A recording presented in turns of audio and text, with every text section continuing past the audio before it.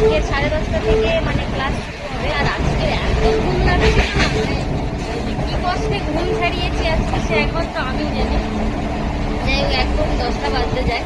তো আমি চলে এসেছি আমার ইউনিভার্সিটির কাছাকাছি, আর এখনো পর্যন্ত ঘুম ছাড়িয়ে গেছে। খাওয়া দিচ্ছে তো বেশ ভালোই ঘুম লাগছে, কিন্তু ঘুমোল আর একটা স্টেশন পর আমি লাগবো, তার জন্য ঘুমাতে পারছি না। আর প্রচণ্ড কষ্ট হচ্ছে ঘুমে।